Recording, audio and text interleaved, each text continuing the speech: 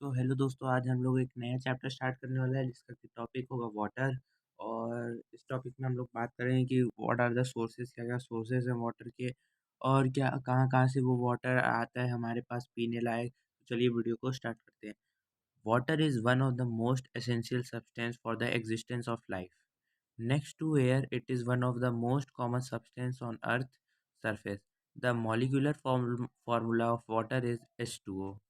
One molecule of water contains two atoms of hydrogen and one atom of oxygen. तो वही इस paragraph में बता रहे हैं कि वाटर जो है वन ऑफ द मोस्ट बहुत ही ज़रूरी सब्सटेंस है हमारे लाइफ के लिए। और बात करें एयर की तो ये बहुत कॉमन है अर्थ के सरफेस में एयर, क्योंकि एयर चारों तरफ फैला हुआ है। और जो फार्मूला है वाटर का वो है H2O, जिसमें कि एक मॉलिक्यूल जो वाटर है उसमें दो एटम ऑफ हाइड्रोजन है और एक एटम ऑफ ऑक्सीजन है।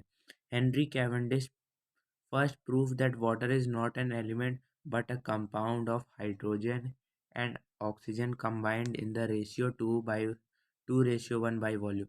तो हेनरी कैवेंडिश जो नाम है उन्होंने पहले प्रूव किया कि वाटर जो है एक एलिमेंट नहीं है बल्कि एक कंपाउंड है हाइड्रोजन और ऑक्सीजन का, जिसका कि 2:1 का रेशियो है।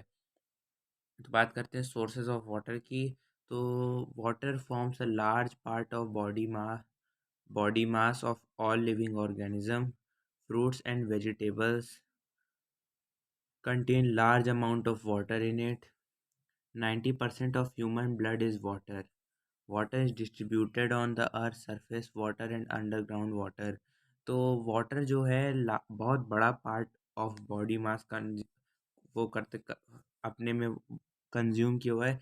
nearly और फ्रूट्स और वेजिटेबल में भी कम से कम बहुत सारा जो है वाटर उसमें होता है। और हमारा जो ह्यूमन बॉडी है वो भी 90% वाटर है, ह्यूमन ब्लड। और जो वाटर है वो अर्थ में बहुत ही ज़्यादा डिस्ट्रीब्यूटेड है, सरफेस वाटर में भी और अंडरग्राउंड वाटर में भी। Nearly 3/4 of earth surface is covered with water. Water exist in all the three states of matter, solid, liquid and gas. And water vapour is an essential component of air. तो जो 3/4 of हिस्सा मतलब कि nearly 71% जो है वो पानी से कवर है। और ये तीनों स्टेट में होता है, सॉलिड, लिक्विड और गैस में होता है। और जो वाटर वेपर है वो एक टाइप का जो है एयर ही है। तो फिर हम बात करेंगे sources of water. Sources of water में तीन टाइप्स है, surface water, rain water, underground water. Surface water में आता है river and lake water, ocean and sea water. और अंडरग्राउंड वाटर में आता है वेल वाटर और स्प्रिंग वाटर। फिर हम लोग बात करेंगे रेन वाटर की। तो rain water is the purest form of natural water. Rain water dissolves the gas present in atmosphere and also some dust particle. तो जो रेन वाटर है ना वो सबसे प्योरेस्ट फॉर्म है नेचुरल वाटर का। रेन वाटर में जो गैसेस हैं वो कुछ कुछ डस्ट पार्टिकल्स भी होते हैं, बहुत सारे गैसेस होते हैं और उनमें से कुछ है dust particle. The gases dissolved in rain water are carbon dioxide and small quantities of oxygen and nitrogen.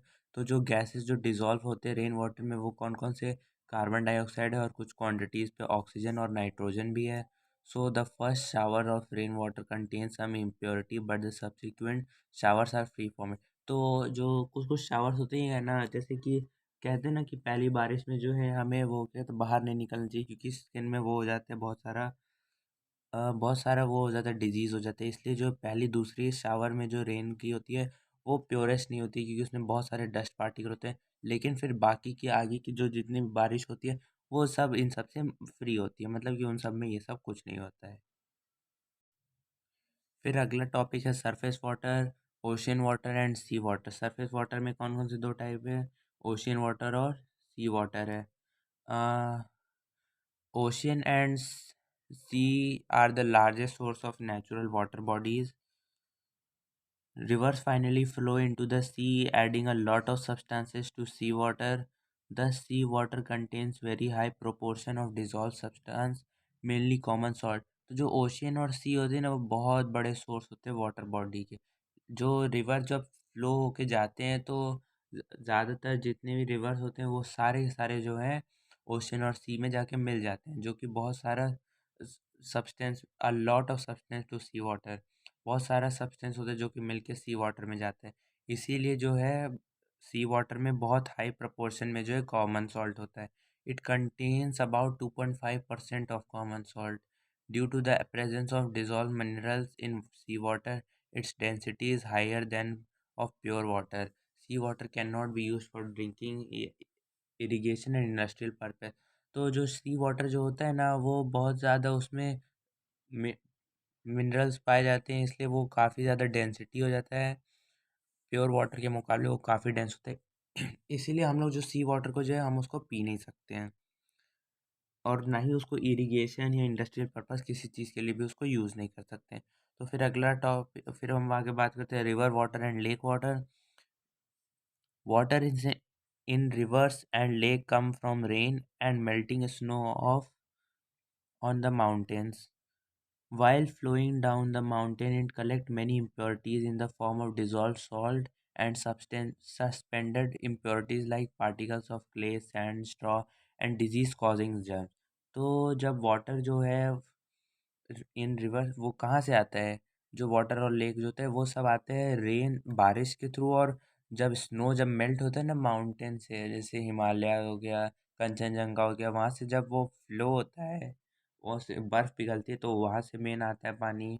It इसमें जो बहुत सारी इम्प्योरिटीज़ भी होते हैं और बहुत सारे डिज़ोल्व सॉल्ट भी होते हैं, जो कि आगे चल के सी में मिल जाते हैं। इसमें कुछ कुछ बहुत सारे पार्ट इम्प्योरिटीज़ होती हैं, जैसे सैंड हो गया, बालू हो गया, रेत हो गया, स्ट्रॉ हो गया, डिजीज़ कॉजिंग जर्म्स हो गए, बहुत सारे डिजीज़ भी उसमें होते हैं जो कि जर्म्स फैला सकते हैं। This water is unfit for drinking and need to be purified from all these impurities before consumption. तो इन सबको जो है पीने से पहले हमको क्या करना पड़ता है, इन सबको प्योरीफाई करना पड़ता है, इसलिए बहुत सारे बड़े बड़े प्योरीफायर प्लांट लगाए जाते हैं जो कि इन सबको प्योरीफाई करते हैं और हमारे घर तक पहुंचाते हैं। फिर हम लोग अगला टॉपिक बात करते हैं अंडरग्राउंड वाटर। अब portion of rainwater that falls on earth passes through the different layers of porous soil and goes under the surface of earth. This water gets collected above the hard non porous rocks.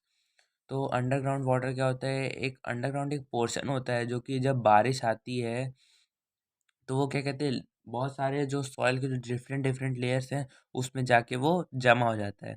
फिर ये सब जो बारिश है वो कहाँ के जमा हो जाता है, जो कि नॉन पोरस रॉक्स होते हैं, जैसे कि जहाँ पे ज़्यादा रॉक्स मतलब कि जहाँ थोड़ा मिट्टी और रॉक के बीच में जहाँ पे होते हैं वहाँ पे जाके वो जमा हो जाते हैं।